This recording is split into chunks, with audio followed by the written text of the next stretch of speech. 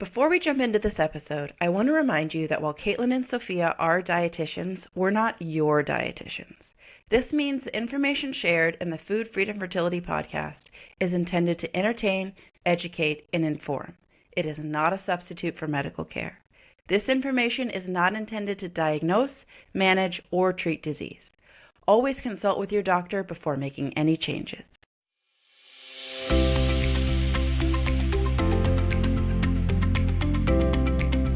Welcome back to Connection Corner, where you send us your opinions and we read them back to you. So today we are reading a 4-star review from Zippy Kick, where, well, you know what, Caitlin, why don't you just dive right in? Okay, subject, oysters. You guys should consider looking into the P65 warning label on the oysters you recommend. I love the information you provide, but I bought a can today and was horrified to learn they contain lead. Zippy Kick. Listen, Zippy Kick. There's no lead in these oysters. No one's putting lead in an oyster. That's not what's happening here. It's not like someone's trying to make a pearl, but then they accidentally put lead inside of the oyster. The Prop 65 warning comes because these oysters, I'm guessing you bought smoked oysters, and when anything is smoked, anything at all, you need the Prop 65 warning. And also, this is a California, rule, governance? It's a California rule. Mm-hmm. Okay, so honestly, what, do you if you live in California, Caitlin? I live in California. And I lived in California when we recorded and released this episode. I'm just going to say flat out, if you live in California, you're going to see this warning on so many things. People that manufacture will pop this warning on something that may not even contain lead because they just don't want to deal with being individual about all their products. For instance, supplements, certain supplement lines just put the warning on everything, even though not all their supplements may have packaging that could require this labeling, right? You can't even get a Berkey in California. No, because can't even get a water filter in California. Well, anyway, Zippy Kick, you're certainly diligent, and I'm glad that you are cautious about what you're putting into your body, and that is going to carry you well into motherhood. However, I would like to tell you that you need not be horrified. There isn't lead in your oysters. So there you go. Thanks, Zippy Kick. There you go. Thanks, Zippy Kick. Welcome to another episode of Food Freedom and Fertility. We are your dietitian best friends and fertility experts, Sophia, Pavia, and Caitlin Johnson. We are here in the house after seeing each other last weekend, which was just the best. Delightful. I was just telling my friends what an answer to prayer that weekend was, and I'm just so happy to see your face again. But there's not just two of us if you're watching on YouTube. We have another friend here, Paulette, and I'm going to read a really brief bio, and then we're going to jump into our topic today, which is preparing for pregnancy or managing an autoimmune condition while experiencing infertility. Paulette has a firsthand account that we're going to dive into, but let me read a little bit about Paulette. Paulette's an economist, a writer, and a podcaster interested in women's health. She's written about the science of autoimmunity that we currently know about, different aspects of the immune system, and immune system in pregnancy. You can find her writing and her podcast. We'll give a link to her websites in the show notes. Her podcast, called What You Didn't Expect in Fertility, Pregnancy, and Birth, focuses on the difference between what women expected in this enormous transition and what they experienced. It also includes expert insights on many issues that can visit a pregnancy. Paulette, we're so happy to have you here. Thanks so much for having me on. I'm really excited to be here. Yes, I got to chat with Paulette last Friday, and I've been excited to record this episode ever since because she brings a really unique perspective to fertility and managing traumatic situations in a pregnancy and after. And her story is really rich, and she's come out of it fighting and fighting for women, which I think is exactly what we're doing here on our podcast. So you're very on brand, Paulette. Excellent. We want to welcome you. I want to first just ask you, I know this isn't necessarily like out in the world completely, but can you tell us a little bit about the book that you're writing, and then we can kind of dive into your story a little bit? Sure. So I wrote a book about my experience in pregnancy and beyond. And the working title right now is Inside Job. And that's sort of a nudge, nudge, wink, wink. And there are it's a 3-braided story, 3-stranded braids. The first part of the story is about my walk through infertility and pregnancy with an autoimmune problem that tried to crash the pregnancy. And I was introduced to said problem once the pregnancy started crashing. So I went into pregnancy not realizing I had an autoimmune problem. The second braid of the story is about the history of autoimmunity and immune research and science, which is super twisted. And once you dig into that history, if you have an autoimmune disease like me, or a handful, then you know that it's a mire. You are shuttled around through a bunch of different specialties. Nobody talks to each other. Everybody focuses on their own thing. Oh, does that story sound familiar? A bit of a shit show. And so researching and writing about this history helped me to better understand why we are where we are. And the third strand of the story is about my family line. Both of my parents are Holocaust survivors, and very little of the family survived. Their mothers and them survived to make it to the US. Wow. And so it's a story about their survival, and it's a story about how generational trauma can affect your propensity to a chronic disease. So those are the 3 things together in a sandwich of fun called Inside Job. I love that sort of like entendre with Inside Job, because it's like autoimmunity is like an inside job. You know, it's your own immune system causing the problem. It's not like you got infected with something or you were in some way injured and there was some external force that is causing a sickness, as we find, you know, when somebody gets the flu or when somebody breaks a bone, but it's an inside job. It's your own immune system malfunctioning, so to speak. And so that's a really clever title. Good for you. Thank you very much. Thank you very much. Well, let's take a break and hear from our first sponsors, and after that, we'll dig into your fertility journey. We're taking a break to talk about our sponsor, Fertility Cloud. In working with hundreds of you ladies, we have noticed a problem that has come up. I know it's come up for me, Caitlin. It's come up for your clients as well. And that is not only finding a doctor who is going to know how to help you, but one that wants to. We have a lot of issues here, and sometimes getting a simple blood test or actually getting a medication or talking to someone who's actually an expert in fertility can not only take an insane amount of time, but it can feel like you're fighting your doctor. Yeah, or you're playing like Russian roulette to get in front of somebody who actually cares. We are so excited to be partnering with Fertility Cloud because they have a solution for all of these frustrations. Just last week, I had a client that needed right now care, and we couldn't get her in front of an OB.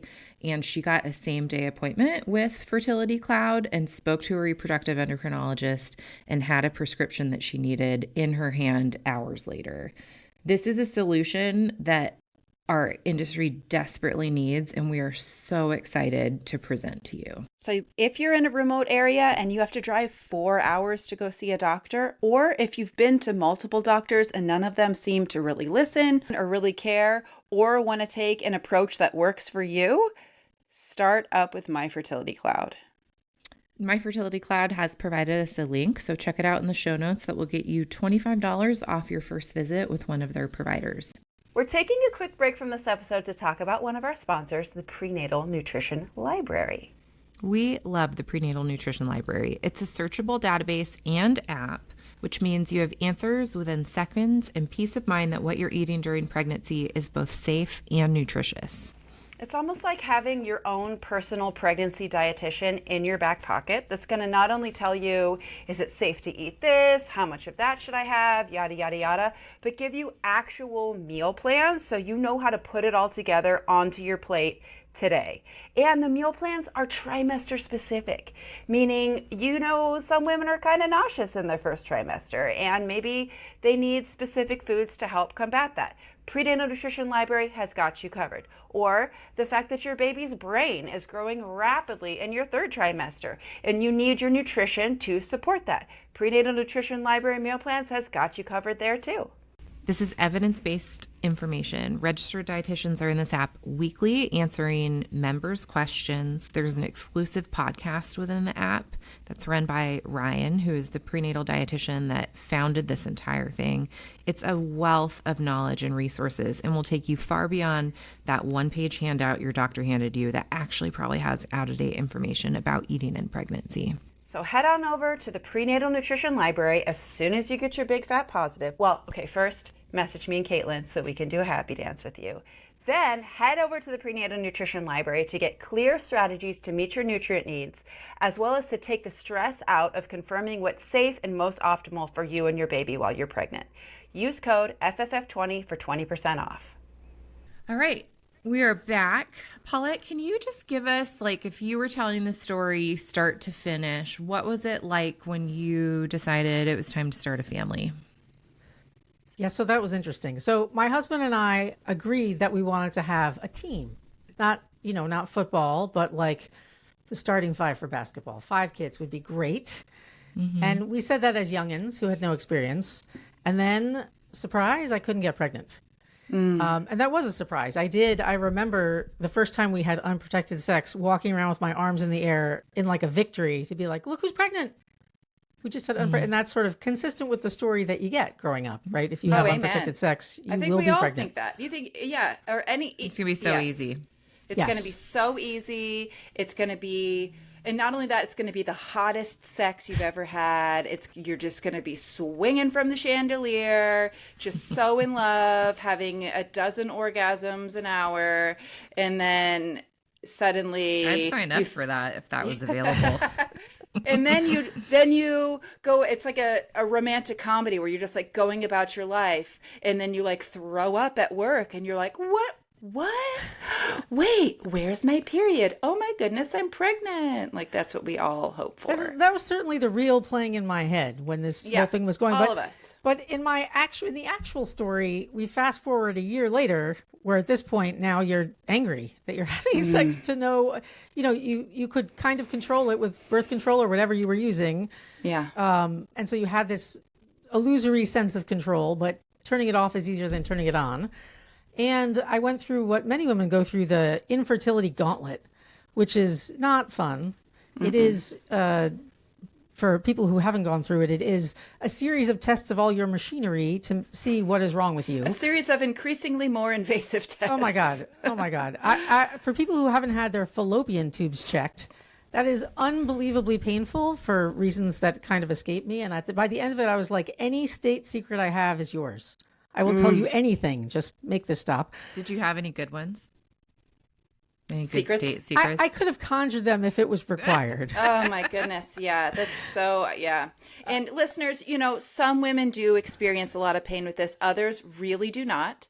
And it can be sort of indicative of the health of your tubes and the health of your uterus in general. But we're sharing this to be very validating for the women who have had pain in this and do experience pain, but not to scare you, because not everybody has that experience. But in a different conversation, we maybe should talk about why there are no pain management options offered to women that are undergoing something that can be commonly painful. I mean, when you have that's a good question. A tooth pulled or stitches or, any other kind of invasive procedure, there is some level of pain management offered. But I commonly hear that this is painful, yet it's really not in the conversation about how that pain can be managed. It seems to be suck it up, girlfriend, and that's really not appropriate. But anyway, I had to interject there because some listeners are at the start of their journey and are biting their nails now that they heard that. But I also commonly hear that it's NBD, that it's like they liken it unto like a tooth cleaning into the level of discomfort and pain that they have. So yeah, I will say that even if it is painful, it's short. It's not like a long thing, but it is, in this process where you're feeling vulnerable and things don't work yes. and you're already kind of questioning, like, why can't I reproduce? It's no good to have a test that isn't just, eating ice cream and having someone comb your hair. It's not exactly a day at the spa. No, it is not. But we all get through it. So I went through that gauntlet and they found nothing. There's no reason you can't get pregnant. Shocking. Yes. And it shows you kind of the limits of what we know about fertility. My husband's sperm is checked, looks fine, no idea what's going on. And so we take the first step into an IUI, an intrauterine insemination, which I was picturing like a turkey baster, which gives you a sense of my experience with medical procedures. I just had no idea what it would look like. It is exceedingly low key. The sperm are collected off site. And then I took the sperm in said like brown paper bag, which I was confident everyone knew what was in the brown paper bag, into my gynecology office. And she put it in a catheter and inserted it into my uterus. And that worked.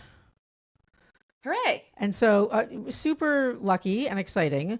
But I sort of thought, okay, that unknown problem is no longer a problem because now I'm pregnant. So I wash my hands of that. It's all good.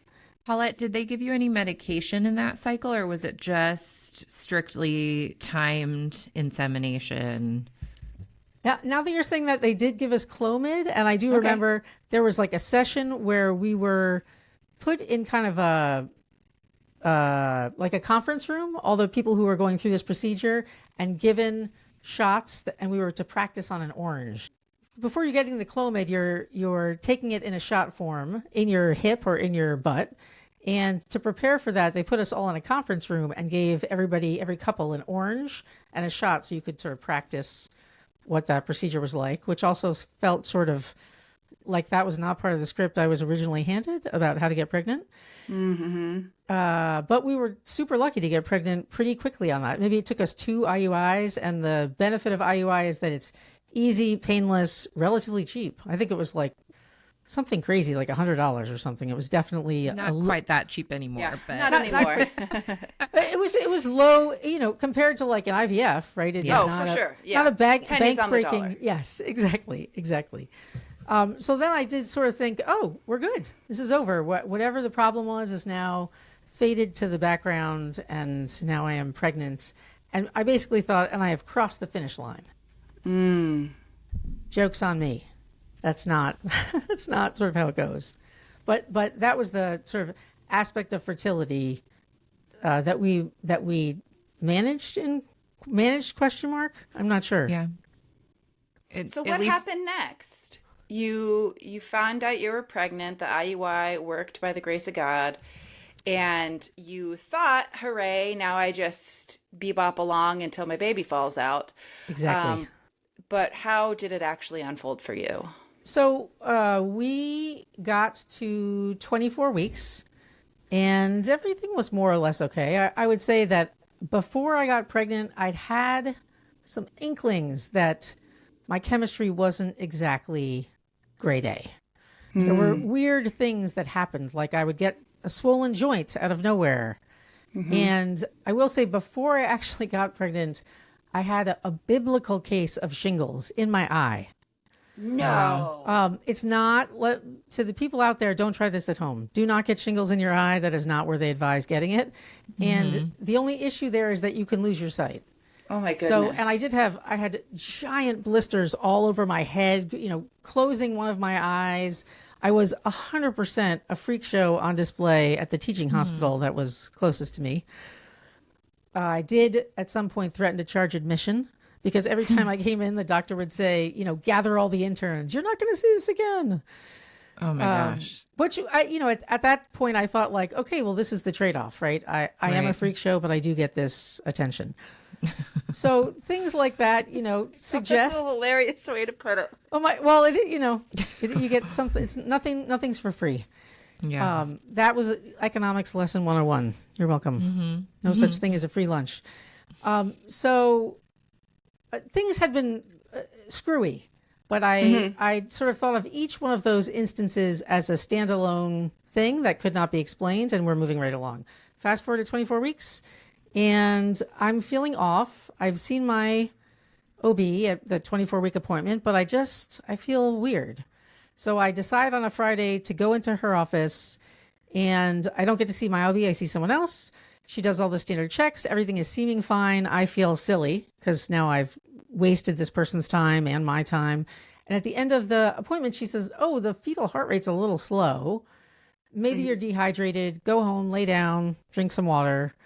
So what my brain hears when she says that is try to waterboard yourself. Oh no. and lay down until you have gained 10 pounds of water to fix this situation. So that's what I do. And then go back on Monday where my OB is there. And now the heart rate is a little bit lower. And so she's still playing like, could all be cool. Let's stay chill, which 100% is not my reaction to that news.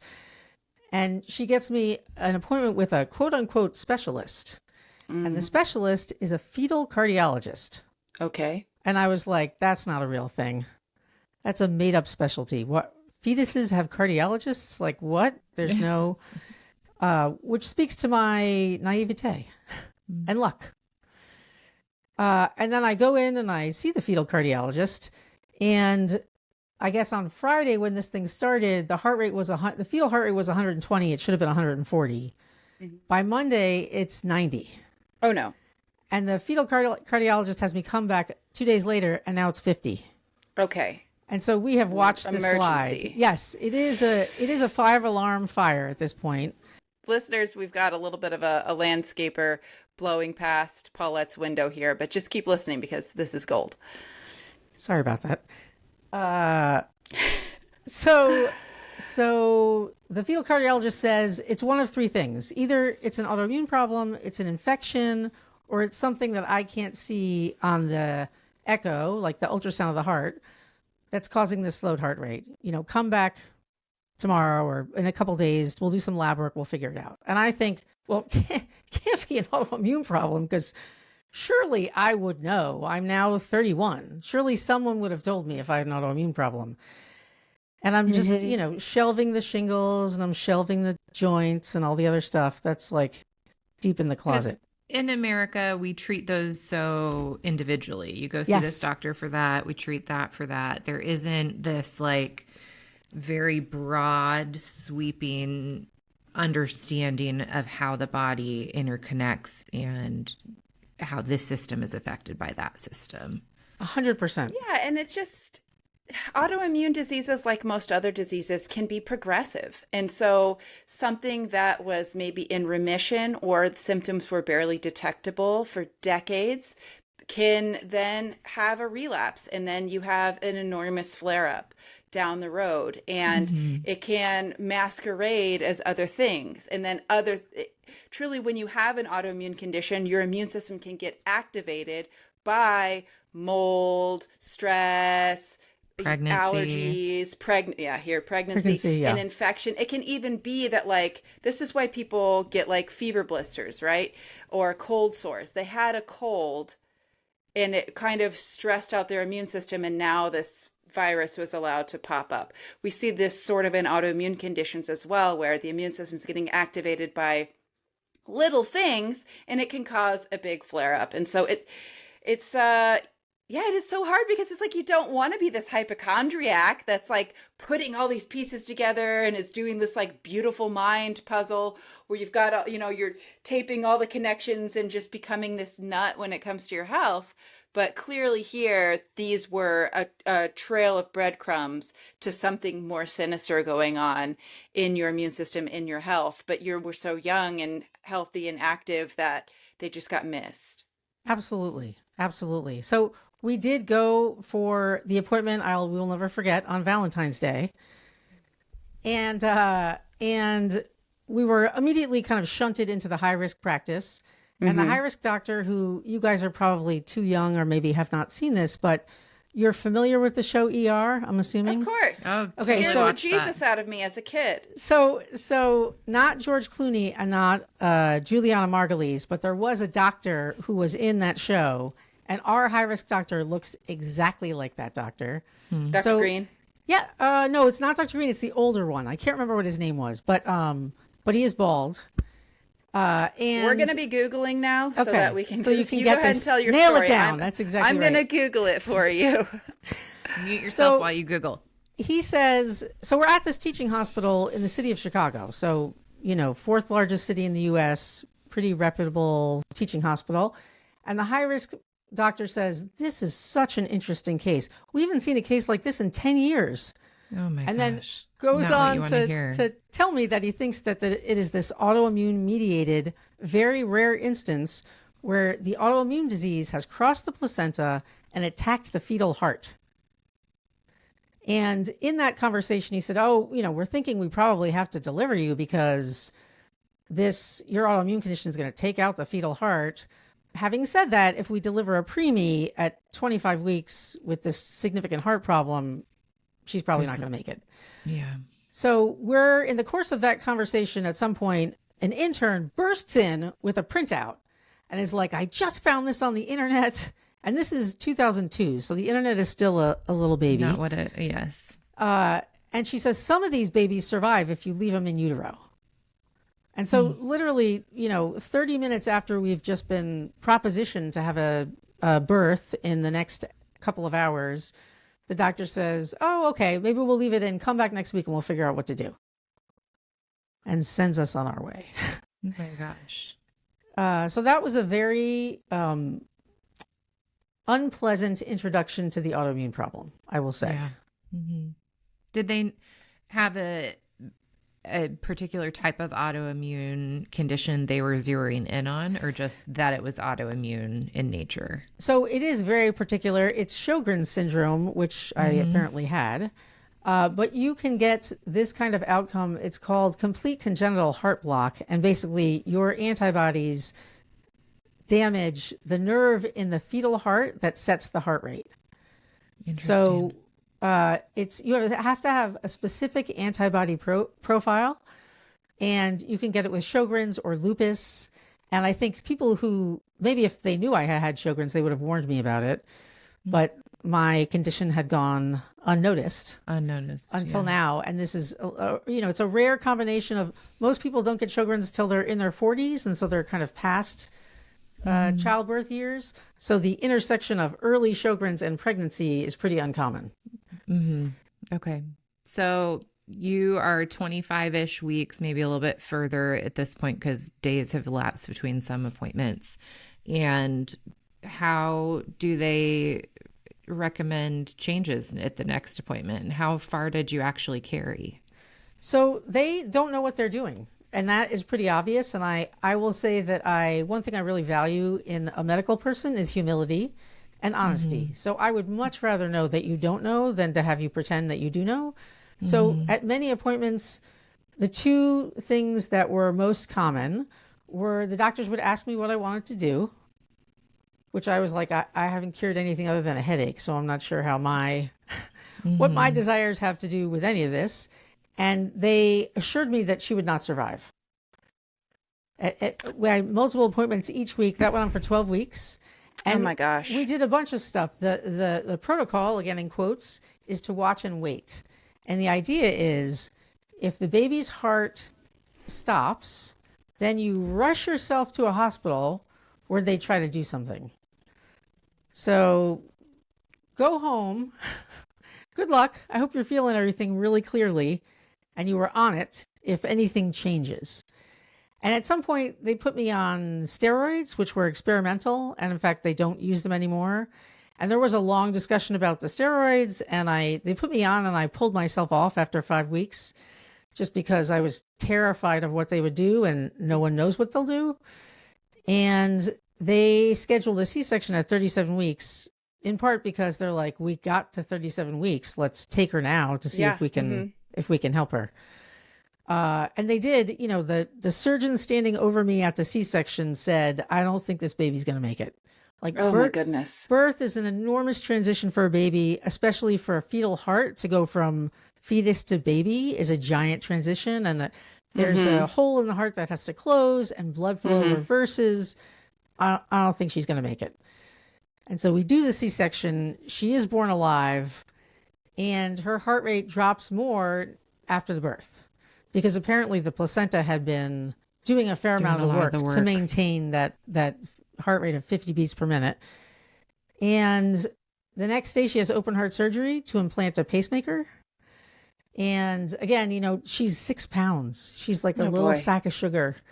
And the surgery requires an incision from navel to collarbone. So it's, I mean, it just feels One like of Caitlin's cousins had a similar surgery, but like just after birth with that. Yeah. it feels like a tiny bird, right? It's just amazing to do that surgery. And she, you know, she's now a high school senior, or not a high school senior, a college senior. College senior. Graduating from college, going to grad school.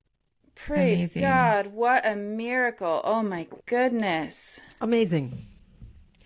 So in hindsight, looking back, you had another pregnancy after this, right? I did.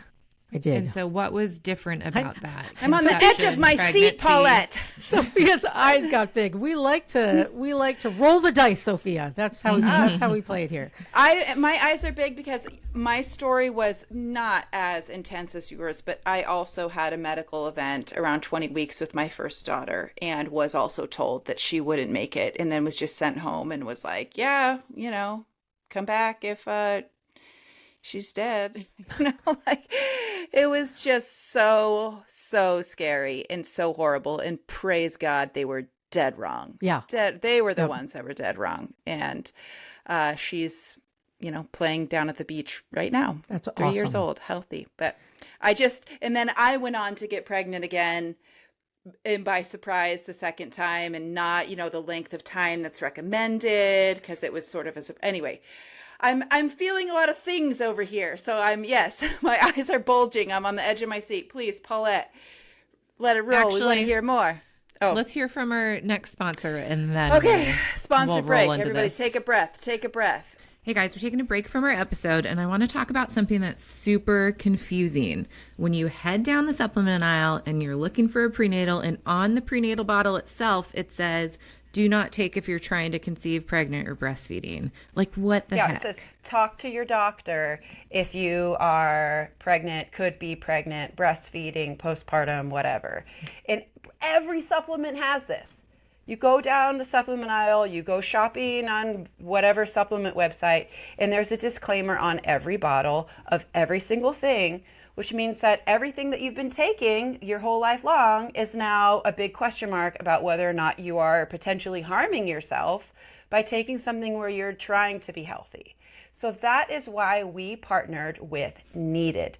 Needed is a perinatal nutrition supplement brand that has a wide array of products specifically designed for women who are pregnant, trying to become pregnant, breastfeeding, or postpartum. So it's not just that these products like can work if you're in that situation, or, oh, it's probably okay if you take it while you're trying to conceive. No. These products are researched, they are formulated, and they are put together specifically for women who are trying to conceive, pregnant, breastfeeding, and postpartum. This answers so many questions. I always get asked, like, what can I take? It's cold and flu season. What's safe? Needed has an immune support. That's safe whether you're trying to conceive, pregnant. It's even safe for your little ones. And it's not just immune support. They've got collagen, they've got hydration support, they have digestive support, they have prenatal multi. They even made a line for dudes. Needed is somebody we're really proud to be partnering with. So head over to their website and use code FFF20 for 20% off your order. And we're back. So Paulette, please continue the saga. Okay, so the first one's born, doing great. She gets old enough, and we are on this precipice that many people who have challenging first pregnancy experiences are on. Do we try again? And are we horrible people for trying again, given what we know now? Are we putting another child at risk? How is this all working? And for better and worse, what I would say is in 2002, when the first one was born, there's not a ton of information about our condition. It is super rare. So there's, of the 4 million births a year, something like 120 people experience some version of this. Oh, Not boy, all of that them is have. rare. Not all of them have. You can have various degrees of heart block. So you can have first degree, second degree. We had third degree, which means that no signal is getting across that nerve that sets the heart rate. So there's no information about it. So in the NICU, one of the OBs came to visit us, and I was so kind of flattered that they came and checked on us. And the OB said to me something like, well, if you try again, the risk is 1 in 5. Like, you will run into this problem again, basically trying to shut down project Add to the Family. Mm-hmm. And on the one hand, it's great to manage expectations. On the other hand, is it a great time to do it 3 days after a C-section? For your daughter's life. When my daughter is, tangled in all the hospital paraphernalia. Oh my God! Just had open heart surgery, 1 day old. Yes, maybe you're like, shelf this conversation for another time. Maybe. For real, Lordy Pete. But I will say that I had just finished grad school as an economist, and I read through all the material that was available, which was not much, and I wasn't convinced that those were really the odds. It's a really hard thing to measure. If you don't have complete heart block like we do, you could go on to have other healthy kids and not notice it till later. There are just all these ways in which counting us up is tricky. Mm-hmm. And like many people in this situation, we don't want fear to manage our family size. Mm-hmm. Yeah. Or to be the only the deciding factor. Yes, yeah, exactly. I hear you. It's factored in, absolutely, but just maybe not the only thing. 100%. So this time we started with high-risk people, and we went back into another IUI. So this is another one of the treats of Sjogren's. Sjogren's basically makes parts of your body that shouldn't be dry way too dry. Yeah, so mucous membranes, mouth, eyes, vagina. Exactly. So in our case, intestines. I think the sperm had to walk without help, and the IUI sort of it's like one of those mud skipper fish. Exactly. Exactly. It's too away. long. It's too long. So the IUI shortcuts that issue, and we did that again and got pregnant really quickly. And that pregnancy had its own ups and downs because you cannot predict how autoimmunity is going to interact with pregnancy. Two very complicated and poorly understood processes mixed together. And in that one, we were looking like raving lunatics at the fetal heart for many months. And at the time, this joke was funnier at the time than it is now. But every time I would go for a fetal echo, which is once or twice a week from week 16 to 24, I would say, time for baby's cortisol bath. Because it was a stressful, are we gonna? Yeah. So she didn't end up with that problem. I did end up having too much amniotic fluid, and as is often the case, when you look at something a lot, you will find something. So a ventricle in her brain was too large, and they didn't know what that meant. But she actually was a scheduled C-section because back in the day they were not so excited about VBACs. Mm-hmm. Yeah. And they still aren't, frankly. I mean, you have to really advocate for it. I would say 9 out of 10 doctors, if you've had a cesarean, basically say you should do another. Yeah. Very liability based, not evidence based. Yeah. It wasn't really offered on the table, and I did not know enough at that point and was so focused on the baby's health things. And it was such a medically managed pregnancy. It makes sense to go the route that you know and have a medically managed birth. I mean, there's no shame or judgment in that. You do the best you can. This seemed like the track that we were on, and we were definitely high risk. And so, and we had moved from Chicago to California, so we had different doctors, different hospital. She's scheduled for a C-section and comes early. She comes at 37 weeks also. And so they just kind of shoved me into the schedule. And she's born, and she's declared healthy, and everything is fabulous, and the sun is shining, and the tank is clean, and which is your Nemo reference. Is that a Finding Nemo reference? Yes, it is. I caught that. My family uses it all the time. Thanks for playing. Good work, Sophia. So everything's going great, and then we go to the first month pediatric appointment, and it's a little weird because her head is too big. Her head, they measure. So head's too big. Come back next month. Next month, head is still too big. So we're trending off the growth chart now. She doesn't look bizarre. She doesn't look like a cartoon character, but based on the reading they had at birth and at first month, it's too big. And then at 3 months, it's again too big, and they send us to neurosurgery, which I can tell Fun. you does not feel like a winning lottery ticket. No, You ma'am. don't imagine that they're going to say, your kid's going to be good at math and science. Thanks for coming. So they talk about hydrocephalus, but she's too young for that. That usually doesn't happen until 9 months. So again, a really interesting case. I've so definitely interesting. known babies born with it, but okay. Yeah, it may be that there are, but like on average, that's not kind of the common Okay. time. So they send us for an MRI, which means they have to give her anesthesia. Not pleasant, but whatever. Not We what get you through want that. for a newborn. Not at all. And like, we just don't want to be tangled in anything medical at this point. Like, Yeah. you've told For real. me, you've told Had me enough she's medical healthy. trauma. Yeah, Yeah. I've run away with that as a promise that I'm holding on to tightly. And she, the day after the MRI, has a massive seizure, which no one can turn off. We get to our ambulance to the ER. They're giving her all the drugs they give adults. They can't turn it off. It's now like an hour and a half. Oh my gosh. And she gets admitted to the PICU because she's a pediatric patient as a 3-month-old. And just a barrel of specialists come out to check out the interesting case. And the neurosurgeons say, we're going to have to drill a hole in her head and look around. And the neurology people say, we looked at her brain scan and there's not enough white matter and she will never walk or talk. And endocrinologist comes out, or somebody who deals with hormones, who just said, oh, she doesn't have enough B12 and then she'll be fine. So there is this, like, for some reason we are in the middle of this stew of hypothesizing, which is, again, I don't. I choose uncomfortable. B12, man. Let's Exactly. let that be true. 100%. I was like, can we take a vote? Because I'm ready to vote right now. I like B12 guy. So the days go on and on. We're there for 3 days. We're there for 4 days. They can't figure out what's going on. Day 5, they send an ophthalmologist, a woman who comes with, the big silver reflector headband, and she comes to look at the baby in the bed, and all the specialists are lined up around the bed. And I have no idea why there's an ophthalmologist there. And she turns to the group and she says, there's no bleeding in the brain. This baby has not been struck. So somehow they've all they're Trying to see if concerned. somehow you struck your child and that's Yes. why this happened. Yes. Oh, that's a barrel of laughs. Jeez, how awful. which was not a popular choice.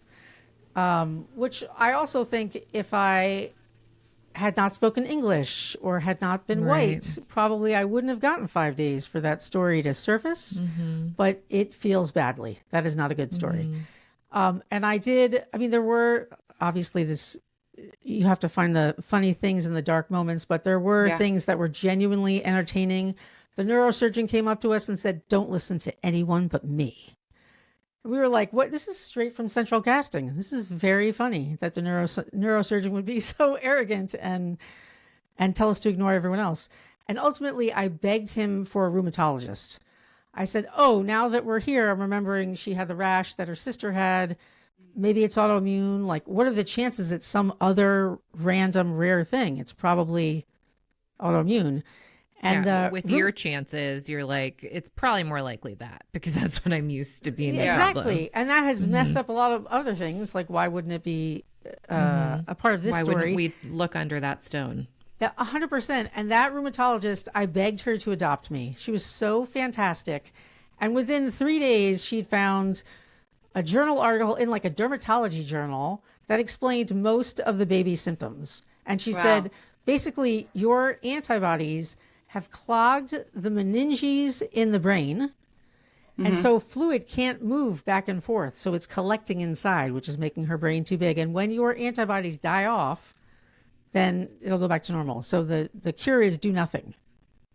Go home and do nothing and it will be fine. So to go from bore a hole in her head and she'll never walk or talk to do nothing is 100% a winning lottery ticket. Amen. And it's also a lesson in the complexity of autoimmunity and pregnancy, and that you can't predict how those two will necessarily not play nicely together. And how is this child's health? So this child is fabulous, walking and talking at will. She's a sophomore in college. She played lacrosse all through high school and was on debate team. So walking check, she's talking Smart, check. athletic. Yeah. And have either of these girls gone on to develop their own autoimmune condition? So I I'm hoping that they do not. Obviously, genetics plays a part in it, but also there's a giant environmental component. Epigenetics. Yeah. Mm-hmm. So we're doing what we can to try to shield them from that. I think the younger one may have celiac. So, but that is under investigation. If I had to pick an autoimmune disease, I think I would pick that one. Agreed. At least in this day and Straightforward, time. low risk treatment. Yeah. So you have lived through a gauntlet of trauma. I mean, are you and your husband still married? Yes. Now that is remarkable, frankly, to have gone through that kind of trauma and to hold on to your marriage. Like, I applaud you. I'm sure that had hard moments in it. And we are very much fans of marriage on this podcast and fighting for a family union when that's the right thing to do. It's not always, I will say, but that's pretty remarkable that you guys held on to that. Yeah, I think we both agree that if it's funny, you should say it, whether it's appropriate or not, to each other. Not like That's my motto, but it doesn't always land. that's totally true. You got to know your audience. But so with each other, it can land. And so I'll give you one quick example. So the older daughter has had 6 surgeries since that original one, because you have to keep replacing the battery, and they move the pacemaker in little babies. They put it in the abdomen because there's not enough room under the collarbone. Yeah. So at one of her surgeries, the doctor was flying in from India, I think the day before, and the surgery was starting late. And my husband said to me, "I guess the flight was delayed." And I was like, not funny, but not funny, but funny. Not but wrong. Also, you get credit. Yeah. 'Cause it's funny. Yeah, right. I'm not laughing, but yes. I'm laughing somewhere, but not outside. Yeah. I love you, Oh, Paulette. boy. So, Paulette, so children aside, fertility trauma aside, you leave this first pregnancy knowing that you have this autoimmune thing now. Like, what does that do to you? How has your management of that led this pursuit of studying autoimmunity? And what do you want to share with our audience about what you found? So I will say that I can't remember who the quote is from about America. They will do the right thing, but first they'll do every wrong thing first. And that is basically how I pursued it. So I did, in grad school, my diet was Mountain Dew and lollipops, because that didn't involve cooking, which is not a healthy. I obviously ate healthily once I was pregnant, but all of my processes were off. And for years, I chased my tail around going to rheumatology and gastroenterology and all the ologies to try to figure out what to do about this. And then I branched out into alternative medicine and went to Reiki healers and Ayurveda and a shaman and some guy on the corner selling oranges. I mean, just, you have an idea, I'm open. I'm I'm not willing. here. Oranges again here with Paulette. Exactly. It all comes full circle.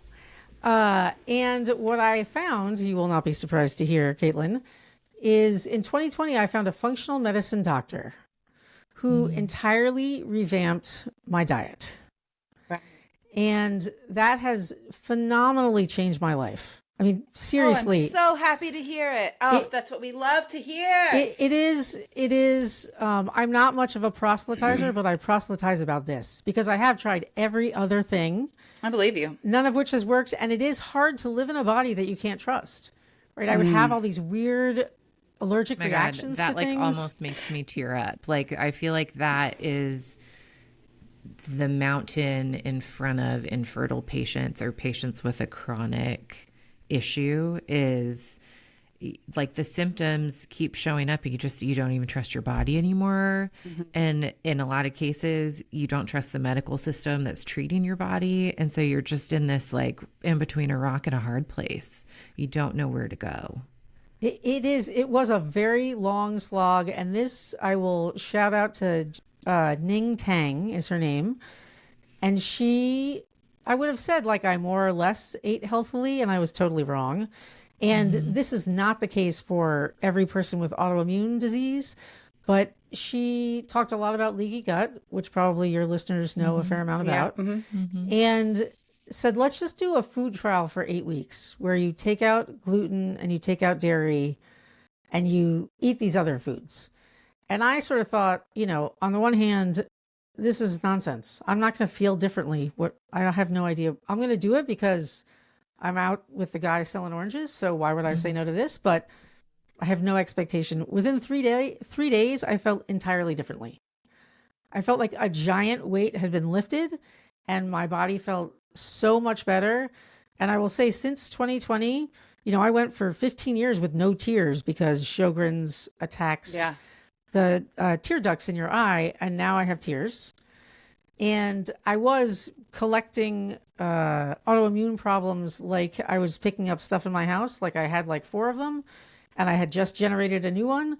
And we just tested the antibodies.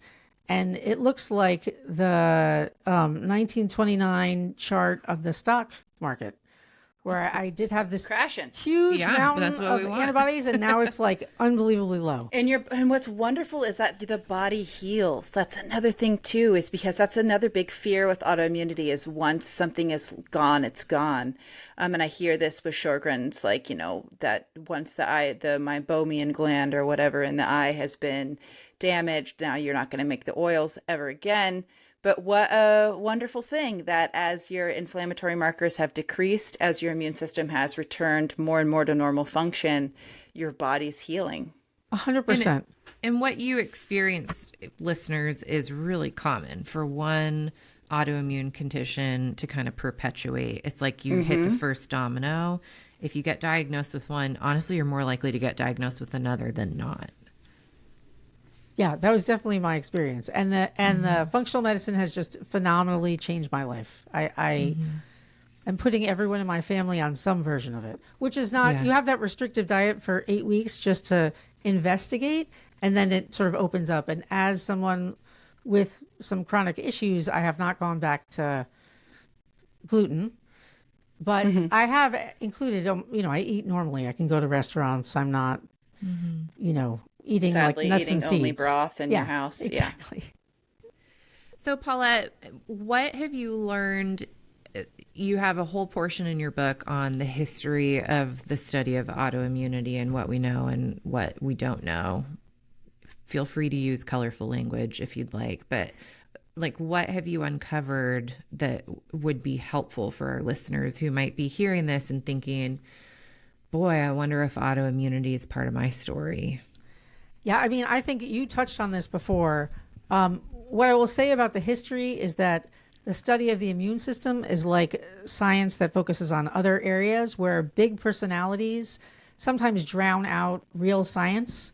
So at the very beginning of this quest, in like the turn of the 19th century, one of the enormous influencers in this space decided that there couldn't really be autoimmunity. It didn't make sense for the body to generate autoimmunity. And for 50 years, nobody, even though they had evidence to the contrary, nobody really challenged it. So the study of autoimmune conditions really got off to a slow start. It's like 1950 before we start testing that.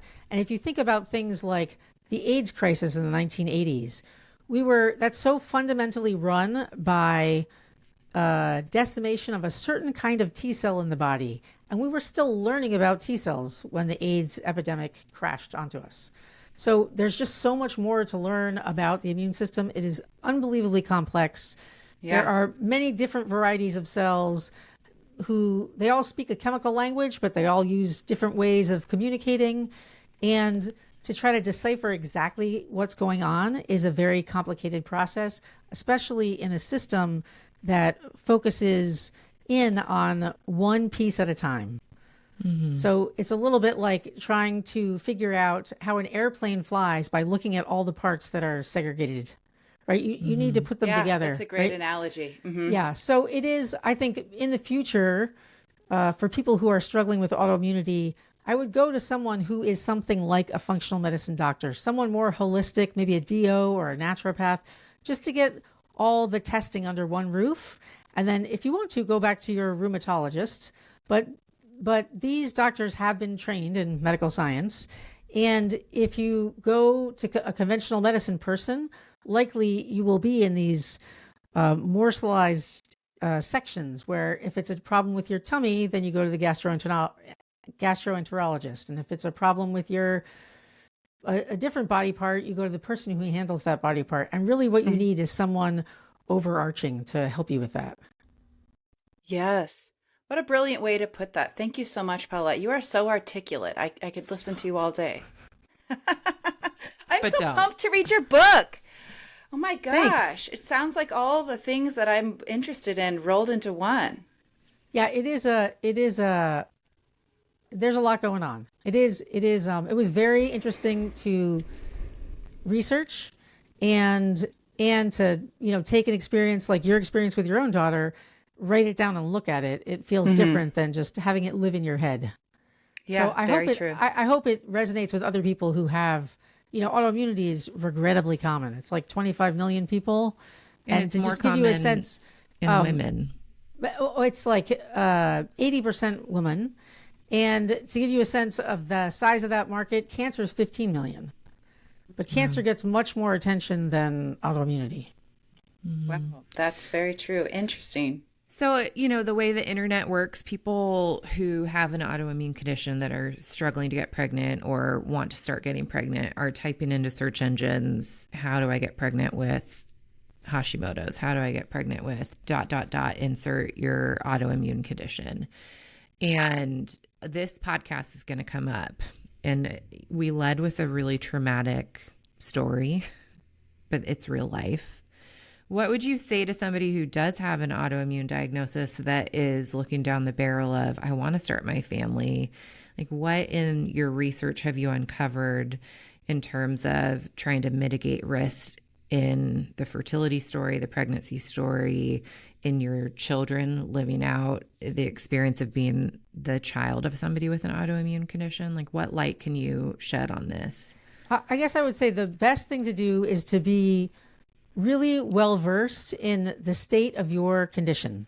So ideally, you've been stable for a couple years before you try to get pregnant, but you are not alone in your pregnancy with an autoimmune condition. So some practitioner of some kind will need to be following you. And you need to check and see if whatever medication you're on is okay for pregnancy. And you need to really focus on nutrition to the best of your ability. And it's hard when you're young and, working hard and trying to start a family. There are a lot of things going on. And as a former eater of lollipops for a meal, I get that that's not always attractive. But had I understood the cost of that strategy, I would have chosen something different. And that's the thing, such Paulette. a good way to put it. Nobody's more motivated than a woman trying to conceive. I mean, frankly, I've never I worked agree with a with that. patient more motivated. And so when you do know more, you can do more. And, if somebody had said to you, Mountain Dew and lollipops aren't going to bode well, and let's see what we can do with these autoimmune markers, like had you had that preview, your story may have looked differently. Yeah. And so with a preview that somebody might have, the beautiful thing about nutrition is you're not going to regret having been more nourished. You just won't. You may regret missing out on that wonderful, yummy thing that today my kids ate mac and cheese and I made a beautiful salad, but that mac and cheese smelled really good. I chose not to have any. Right now I have energy. I'm not regretting that choice because I don't feel like I need to take a nap right now. Yeah. You know what I mean? So later on, you look back, it's like, well, that 2 minutes of pleasure, was it really worth it? No, it's like, it feels so good to be nourished. You cut out gluten and dairy and you felt so good. It's hard to want to go back to that where you were before. And so that nourishment piece, it really does pay forward. You will tell the difference and you will feel better. And you're not going to regret having tried to be more nourished in your pregnancy. That's 100% true. Absolutely. So with autoimmune markers, could you kind of paint a picture for people? Is the rheumatologist the only doctor that will typically look for those? If you're thinking that you might have an autoimmune condition, what questions would you recommend a gal head to their doctor with? I think I would try to journal beforehand any symptoms you are having and bring them all to one person and ask them if this is indicative of some condition. And you can't necessarily direct what tests they will run. This is why I sort of prefer going to someone who's more holistic, who will look at a bigger picture. I think conventional medicine is fantastic for acute problems, and there's no place I'd rather be than a ER in the United States. Amen. When my arm gets cut off. But for chronic problems, they don't necessarily have an answer. And my rheumatologist, who's super smart and I loved, would often say, there's nothing I can do for you. Mm-hmm. So I don't know whether that's the route I would go, but I would look for functional medicine or someone like that whose raison d'etre is to find the root cause of the problem, not give you a medication to tamp down the symptom, which is not going to help you in the long run. The frustrating piece of that, like I'm dealing with this with my sister, her daughter has a symptom coming up, and she went to the primary, and the primary is like, here's a script. And I was like, do not put your daughter on this. But I didn't get her permission to tell the story, so I'm not going to disclose all these things. But I was like, these are the tests you need to run. She's like, could I talk her doctor into running those so it's not going to cost me $500? I was like, you can try. Yeah. Go for it. Yeah. But at the end of the day, sometimes it costs a little bit of money to be more thorough and not just tamp down a symptom. In some cases, doing that, you actually create harm. Right. Because you're covering up an underlying root problem that continues to fester. PCOS is a great example of that. Yep. You throw someone on birth control, we've covered up your symptoms, and you proceed with this false sense of security. Maybe you're on birth control 5 or 10 years, and you come off of it and it's like, whoa, I had no idea all of this was festering because we've literally just kind of covered over it. Mm-hmm. Yeah, we've seen this a lot, and we were just talking about that in our Ozempic episode that we were talking about recently, which is like, it can make you feel like you don't have any of the same issues, but meanwhile, you're not working on your relationship with food. You're not working on choosing nourishing foods. You're not working on your stress, your exercise, your blood sugar management. And meanwhile, all of these issues are just being suppressed by this medication. Mm-hmm. Yeah, so and I agree with you. You can sometimes get the doctors to do those tests, but actually, because I have a functional medicine doctor and a conventional doctor, I have an endocrinologist, she won't do the tests I have Hashimoto's also, and she won't run the full panel of tests that my functional medicine person wants, because basically that's not how it's done. Well, and a lot of times they're making a decision like, is it going to impact how I treat? If it's not going to impact how I treat, I shouldn't do this, or why would we waste whatever? And the fact of the matter is, if you're asking for it, it's a valid thing for them to run. Like and at least have an intelligent answer for your patient. Yeah. Don't just say, well, that's just not how we do things. Say, well, here's the deal, Paulette. When I run these tests, there's an increase in risk that we could get a false positive, that we get information that just muddies the waters, that it sends us down a rabbit hole that isn't actually going to improve your symptoms. So I hear that you want to run these tests at this time. I think our energy and effort is better spent on X, Y, and Z, because I think that's actually going to move the needle towards the kind of health that you're seeking.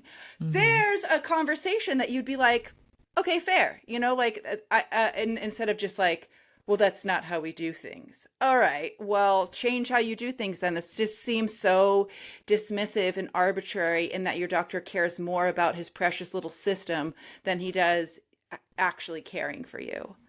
And it's not always less expensive at your conventional medicine provider. Like, I routinely run serum labs where we're pulling blood and we're running 20 different things, and it costs $250 that somebody else went and saw their primary, their OB. They ran it all, and through their insurance, they didn't get much covered, and now they have $1,000 bill. And it's like, where is that disparity? And so the other thing that I would recommend is go back and listen to that episode we did with Kaylee McDevitt, where we talk about, sometimes it is helpful to get that functional medicine test, that stool test, that we're zooming really far in, and that's helpful, and it's worth $300 to $600.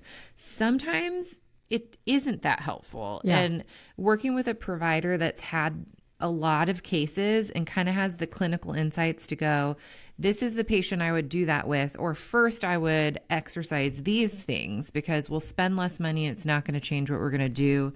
See how your body responds. And maybe 6 months from now we try that, or 3 months from now we try that. You know, I'm sure you've had conversations like that with your doctor, Paulette, where it's you're having that conversation Sophia just discussed with this functional provider. They have experience looking at these things and can help make a decision with you and not just be like, this is the protocol. 100%. It has been a really eye-opening experience. And you know what, listener, I just want to tell you something just to kind of give you a little shot of hope. I have seen many times women with autoimmune diseases actually go into remission because of pregnancy. That the way that their immune system, because your immune system is naturally sort of tamped down by pregnancy. That's why they always say, you know, like, oh, don't eat lunch meat or whatever, because your immune system isn't as potent while you're pregnant. And for some women with autoimmune diseases, I've even seen women go on to do, like, have multiple kids because they're like, I've never felt better than when I was pregnant. My rheumatoid arthritis, 0 symptoms. Lupus, 0 symptoms. Like, I finally felt good when I was pregnant. And so for some women, they actually have the opposite experience. So just because you have an autoimmune disease certainly does not mean you're going to have a terrible time and have all these complications. And I think the take-home message, like what can you leave and do with this, is go in informed, as Paulette said, like be the expert on the autoimmune condition that you have. Is as hard as this is for me to say it, like you do want those higher risk pregnancy doctors around in an autoimmune pregnancy. It doesn't mean you have to do everything they say, or you have to have your baby with them, or you have to have the C-section at 37 weeks just because it makes Dr. such and such, Dr. Nervous Nelly, feel better. You don't have to do shit. You can do whatever you want. You're not a medical hostage. It's just somebody consulting on this and another opinion to weigh that's educated in ways that maybe your midwife or your typical OB or yourself are not educated in. Yeah, this isn't the time to be like, oh, we're in debt. We don't have enough money in our bank to pay for something. Let's just not open the bills. Like, you want to be informed and making plans and having expert help. But there is hope. And a lot of times autoimmunity can prevent pregnancy. And so if we have enough run up and we can help lower those markers, both the actual antibodies themselves and inflammatory markers that go with them, sometimes it can make it a lot easier to get pregnant. I think Hashimoto's thyroiditis is a really good example of that. And if we can calm the immune system, your chances of pregnancy and lowering your risk of miscarriage, those improve. And so running towards pregnancy, getting pregnant as fast as you can at all costs. Like, I think Paulette's story can give a little bit of scope or context to, if you wait 6 more months before you really try in earnest, but we can get a known autoimmune condition under better control, that is prudent and could pay off in ways that you don't want to know what the other side of the coin looked like. Yeah, I 100% agree with that. And I would say, although my story has some scary elements, you're almost guaranteed not to have my experience because it is exceedingly rare. And what you said, Sophia, is totally true. A lot of autoimmune conditions go in remission during pregnancy because your immune system has flipped and is in this different state to be more hospitable to a pregnancy. And that works really well with autoimmunity. And it wasn't like my Sjogren's, it wasn't like I felt it. So it wasn't like, oh, my eyes were even drier, or, you know, I didn't have any flares. I didn't have any of those things. It was just this sort of one specific piece. It was only affecting, 100%, and like an unlucky perfect storm, because the baby's genetics have to be a certain thing, and my condition has to be in a certain phase. And so it's by no means common in any way, but it can be managed. You just need to know what you're getting into. You did. And I think that this is me stepping up on my soapbox for a moment here, but both of your daughters' lives are important. They have value. And listener, just because like this is something Paulette had to face. What if your baby ends up with lifelong disability because of this condition? Well, is there not room on this planet for someone with a disability? Do they just not deserve to exist because they're going to be disabled in one way or another? And I would say, hell yeah, they deserve to exist. And hell yeah, their life is important and brings something to the world, and the world is better with them in it. And no one wants to bring a child into a life of suffering and pain, and who knows how this would have unfolded and what would have gone on. It was absolutely a roll of the dice and truly a miraculous occurrence that they're both alive and well. But if you're faced with this, listener, and you're like having to make these hard decisions because maybe if you get pregnant, your baby would have a disability, I think that roll those dice. I mean, honestly, that's sort of where I stand on this, is if this is in your heart and you feel this urging and you think that there's a chance that this could go really well for you and you're feeling inspired by this and your baby may have a disability, then we will love a baby with a disability. And that's my 2 cents on the matter. So let's take our last commercial break. Is that what we're calling it? Take our last commercial break. I have one more follow-up question about your story or your research, Paulette, and then we can wrap this episode up with a pretty bow. I'm so excited to tell you that the PCOS app is sponsoring this podcast episode. The PCOS app is a one-stop shop for all things PCOS. It's also your meal guide and inspo all in one. If you love listening to me on this podcast and you feel like, hey, I want Caitlin to be in my ear every day encouraging me about how to manage my PCOS, then you have to go download the PCOS app. We have curated articles to answer questions that you have about PCOS. There are short snippets in the PCOS Answers podcast exclusive to the PCOS app. We also have recipes where I not only give you the recipe, but teach you within the recipe itself what I have done to make it more blood sugar and hormone supporting so that you can take your own recipes and make them more PCOS friendly. If you've been looking for the Google of all things PCOS with the filter of compassion and expertise that you get from Caitlin Johnson, RD, then you have found it in the PCOS app. Head to your Android or Apple store today, download it, and let's hang out. All right, so Paulette, our last few minutes here, you have lived through 2 postpartums that I know about. Postpartum, pregnancy, perimenopause, these are times where your body is vulnerable, and very often autoimmune conditions can actually display themselves for the first time. I would say postpartum and perimenopause especially. I feel like pregnancy, maybe you were kind of on the narrow island there where I don't feel like there's as much where it's like you find it out once you're pregnant. But maybe I'm wrong. What would you recommend or tell listeners living with an autoimmune condition or finding out that they have an autoimmune condition while in their postpartum, trying to learn how to take care of an infant and heal their body? Yeah, that's a really good question. My postpartums were a bit of a shit show, as you can imagine. And this is advice for people with autoimmune disease and for everyone. Prepare for your postpartum before you get there. I know you want to buy the super cute onesie and the really cute changing pad, and those things are adorable. And I too am attracted as if they are filled with nicotine. So I get that. But what you really need, your baby doesn't care. And your baby won't notice. So what you really need to do is take care of yourself in postpartum. And what I would say is prepare meals that are nutritious and what you need after giving birth, things that are high in iron and things that can restore your iron,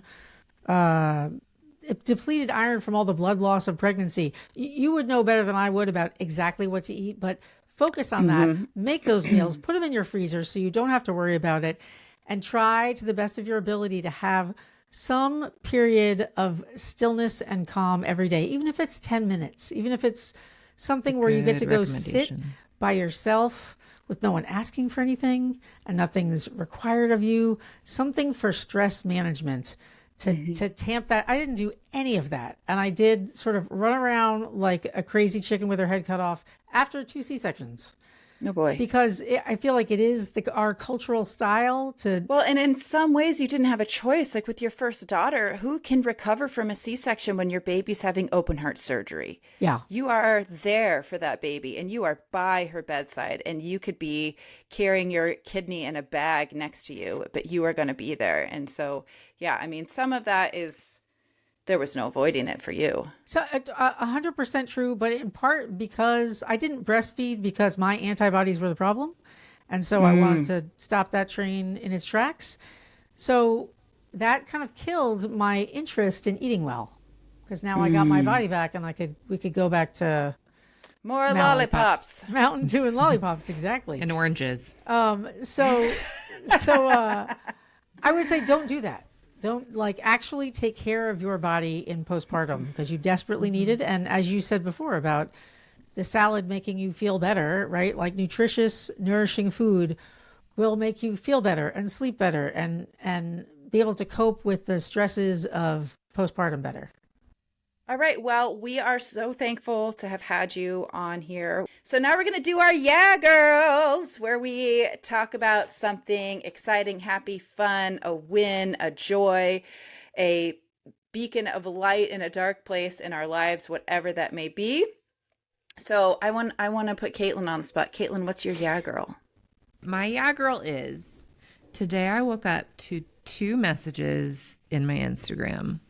One was from a friend that I haven't connected with in a really long time, and she wants to come visit. So that makes me very happy. Still to be planned, but it was just fun to kind of reconnect with someone. And the other was from a patient of mine that we worked together for 3 years before she conceived her first baby. She was in my course, and then she became a one-on-one patient. And then I got a message this morning saying that they're miraculously pregnant with baby number 2. So baby number 2 came much more easily. And sometimes that's just the way it rolls. And what a merciful way that is, if that's how you experience it. You fight so hard for your first, the second maybe is a little bit easier. So that was very happy. I just literally, as I was signing on to hop on the call, I was ordering labs for her to check in with her vitamin D and her thyroid and check her progesterone levels, just so we can be on the front end of things. Because again, sometimes your normal OB won't see you till you're 8 weeks pregnant. And these are things we can mitigate risk if we know early on that there's something to optimize. So that was really fun. It was fun to type her name in again and think of another baby that could be joining us in 9 or so months. Yay! Okay, Friends? Paulette, I didn't mean to say yet. Yeah, I meant to say, yeah, girl. Yeah, girl. Yeah, girls. Okay. Paulette, 2 you want to go funds. next, or you want me to go next? Whatever works on your end. You go, girl. Okay. You get it. So I obviously can't compete with a new baby and all that excitement It's okay. and a trip. That's okay. And nor do you need to. Okay. So my Yeah Girl is going to be about my dogs. We have 2 Spanish water dogs, adorable in every way, only moderately civilized, let's be honest. And I have started quote unquote dog school, which now we've done it enough that they get very excited for dog school, because that means this. treats. And the younger one, who is, I would say, resistant to school, was very much following the prompts and doing the things that were asked of her with the right incentives for the last 2 days. Count them in a row, 1, 2. So I'm imagining soon she'll be my chauffeur. Soon I'll be able to train her to drive the car. But now she does not attack are their people when they names? come in. Magnolia, aka Maggie, and the second dog's name is Loophole, aka Lulu. Oh, Lulu. I love that. You went with the first part to shorten and not whole. You didn't want to go with the second part of the name. Loopy. Yelling hole at the dog park is not Hole! not That as is popular a as really you might funny think. name. That is so funny. Oh, well, yeah, girl, to train Yeah. dogs. Yep. Okay, so then I guess my yeah, girl, I've been desperately trying to think of something this whole time, and I guess my yeah, girl would be so stupid, but I really didn't want to. I've been low motivation lately, like struggling to get to the gym, struggling to like get work done that I don't want to do, like office work, tax stuff, just blah, like payroll, the things that are just not my favorites. And so I have this, I call him my little brother on social media, guys. It's not my biological little brother, but he is a friend of my husband's and I, who I've had for like 10, 12 years, and he has really shuffled into like a little brother role. And you would feel, if I don't describe him that way, people are going to be like, why are you, this married lady, close friends with this random 20-something-year-old guy? But so I describe him as my little brother. So I was like, I'm trying to get like hyped up to like get my life in order here. Like, what are the kids listening to these days to like, get some energy going? And he sent me this playlist called Crunk Hits, and it has been absolutely hilarious because I was like, oh, okay. I didn't like look at it very closely. And I was like, all right, let's play this. And every song has that like whistle, like somebody's like blowing a whistle in the background. And it's like, from the window to the wall.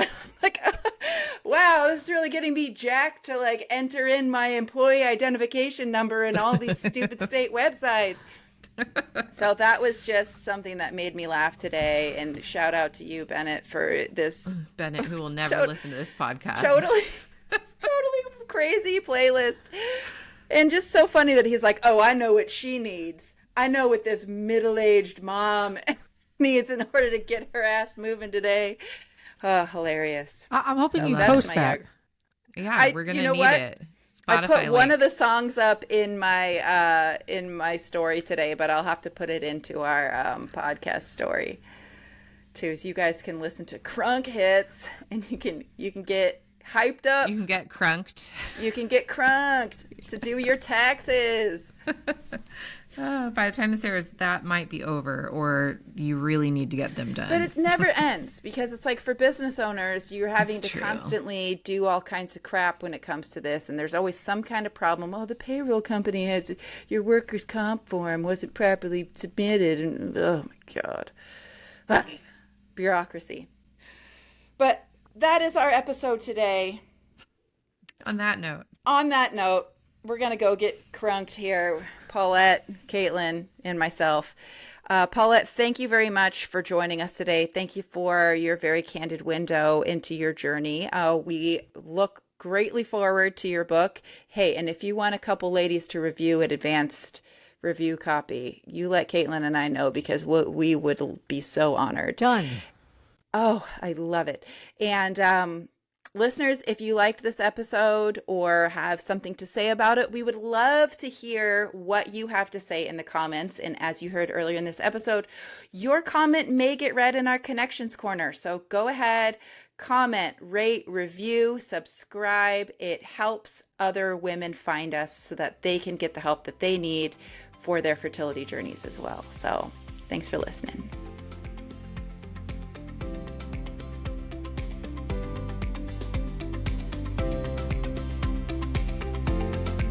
Hey, it's Sophia. If you love the show and want to continue your health and fertility journey using our resources, head on over to foodfreedomfertility.com for show notes, links to products and services, information about our guests, and our newsletter. Again, that's foodfreedomfertility.com. Thanks for listening.